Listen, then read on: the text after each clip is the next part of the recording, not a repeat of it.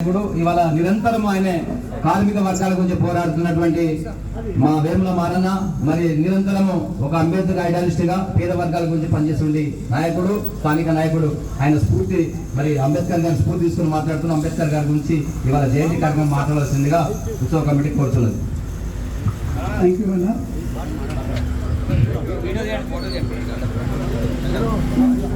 నేటి జయంతి ఉత్సవాల committee doctor మురళన్న గారు, రాంబాబన్న గారు, అశోక్ గారు, మరి యాదగిరన్న గారు, స్థానిక డాక్టర్ రమేష్ గారు, అశోక్ గారు, ప్రభాకరు, బ్రహ్మయ్య, భాస్కర్ రెడ్డి, ఉస్మాన్, రాజు, రఫీ, ప్రకాష్, ప్రసాద్, ప్రేమ్, రవి, శేఖర్,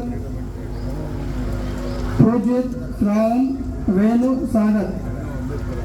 రేపు నేను చూసినట్లే అంత ఎక్కువ ఇక్కడ యువకులు భవిష్యత్తు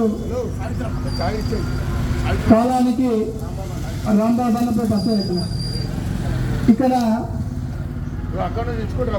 ఇంత చక్కటి కార్యక్రమం నిజంగా నేను ఒక వేదిక ద్వారా ఇవ్వదలుచుకున్నా.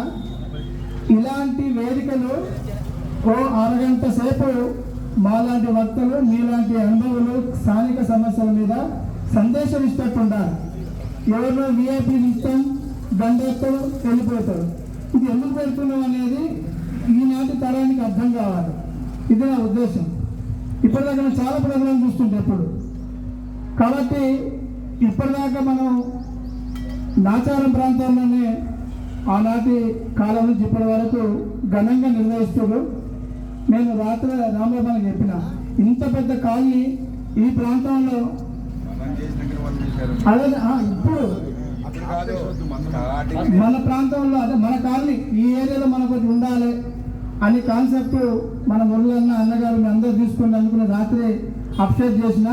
దీనికి గాను ప్రత్యేకించి ఈ రాఘవేంద్ర నగర్ కాలనీ పెద్దలందరికీ, యూత్ అందరికీ పేరు పేరున ఉత్సవాల కమిటీ అందరికీ మా కార్మిక సంఘం పక్షాన, నా పక్షాన ధన్యవాదాలు.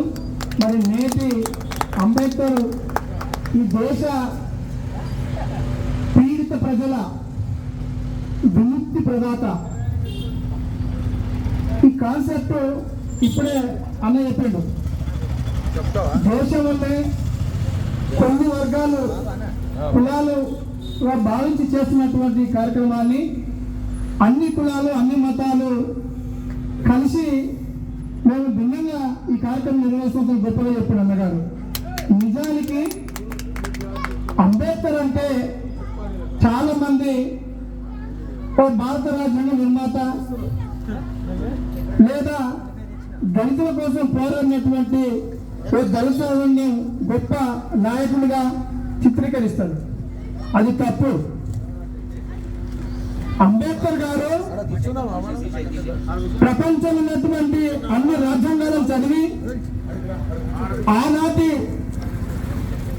రాజుల కాలం, ఆనాటి బ్రిటిష్ కాలం, ఈ దేశంలో ఉన్నటువంటి భౌగోళికంగా ఇక్కడ ఉన్నటువంటి ప్రజల స్థితిగతుల మీద బ్రిటిష్ కాలం నుండే ఇలాంటి సందర్భాలు మనం మాట్లాడుకోవాలి. 1930 ఆయన 27 ఏప్రిల్ బొంబాయిలో ఆనాటి బ్రిటిష్ వాళ్ళు కౌన్సిల్ చేస్తే బడుగు బలహీన వర్గాలు, చదువుకు దూరమైనటువంటి ప్రజలు, వాళ్లకు గృహాల్లో సరైన వసతి లేక ఇలా ప్రభుత్వంలో హాస్టల్ సిస్టమ్ ఎక్కడి నుంచి వచ్చింది? అంబేద్కర్ గారు దేశానికి స్వతంత్రంగా ఉన్నాడే బ్రిటిష్ వాళ్ళతో కొట్లాడిండు. పరిసర ప్రాంతాల్లో మాకున్నట్లు నివాస ప్రాంతాల్లో మా పిల్లలు చదువుకోవాలంటే మాకున్న పరిస్థితుల్లో వాళ్ళు చదవలేరు కనుక ప్రభుత్వమే హాస్టళ్లు కట్టి మాకు విద్య అందించాలని చెప్పి ఈ దేశానికి స్వతంత్రం రోజే ఈ విద్య మీద కొట్లాడినటువంటి గొప్ప మహానాయకుడు అంబేద్కర్ గారు. ఇప్పుడు మనం చెప్పారు కార్మిక నాయకుడు అని. మేము అనేక కాలంలో కమ్యూనిస్ట్ పార్టీలో కార్మిక సంఘాల్లో పనిచేసినాం.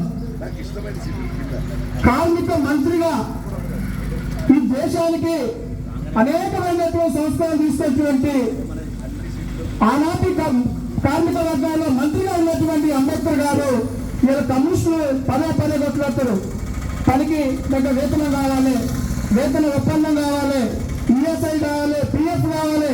ఇలాంటి చర్చ ప్రభుత్వంలో చట్టబద్ధంగా చేసినటువంటి నాయకుడు ఎవరంటే అంబేద్కర్ గారు. మరి రాజకీయంగా ఈరోజు ఆనాటి ముందు మరి రాజకీయ స్వేచ్ఛ లేదు, రాజకీయ అవకాశం లేదు. కులం చూసిందా? ఎప్పుడైనా ప్రపంచంలో ఎక్కడైనా ప్రజలు 2 వర్గాలుగా జీవితారు. ఒకడు ఉన్నవాడు, ఒక లేనివాడు. తెలివైనవాడు అభివృద్ధిలో ముందు పోతాడు, తెలివితక్కువడు వాళ్ళ కింద నలిగిపోతాడు. కాబట్టి ఆనాడు అంబేద్కర్ గారు ఈ వీళ్ళతో పోటీపడి ముందుకు పోవాలంటే ఈ వెనుకబడిన వర్గాలు పేదలు కనుక వీళ్ళకి రిజర్వేషన్ పెట్టాలని చెప్పిండు. కులం కాదు అక్కడ. ఆల్రెడీ ఆనాటికి ఒక వర్గం ఉన్నత చదువులు బ్రిటన్ లండన్లో చదువుకుంటున్నారు. ఆనాటి బ్రిటిష్ కాలంలో 1000 ఎకరాలు 1,00,000 ఎకరాలు ఈ భూమిపై హక్కు సాధించుకున్నారు. కానీ కోట్లాది మంది ప్రజలకు ఈ భూమిపై హక్కు లేక బానిసల్లో బతుకులు కనుక వీళ్ళకు భూమిపై హక్కు కావాలన్నారు, వీళ్ళకు విద్య కావాలన్నారు.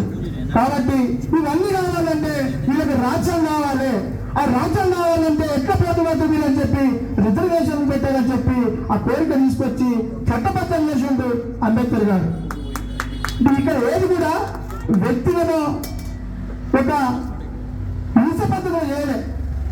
ఇక్కడ ఏదైనా ఒక చట్టబద్ధత ఉంటే నేనున్నా లేకున్నా చట్టం అనేది ఒక రాజ్యాంగం అనేది ఎప్పటికుంటే దాని ఫలం అనుకోని ముందుకు ఒక అవకాశం ఉంటుంది. కనుకనే ఆనాడు అంబేద్కర్ గారు రాజ్యాంగంలో పొందపరిచింది ఇవన్నీ. ఇలా దళిత బంధు గురించి చాలా గొప్పగా మాట్లాడతారు. దళిత బంధు ఎవరిచ్చారు, ఎందుకు వచ్చింది? ఈ దేశంలో వెనుకబడిన దళిత వర్గాలు బలహీన వర్గాలకు ఇల్లు కట్టియాలన్నా, వాళ్ళ ఆర్థికంగా వ్యాపారస్తులు ఎదగాలన్నా ఇవన్నీ ప్రభుత్వం సమకూర్చాలని రాజ్యాంగంలో పొందపరిచిన కనుకనే ఇలా ఓట్ల కోసమో ఇలా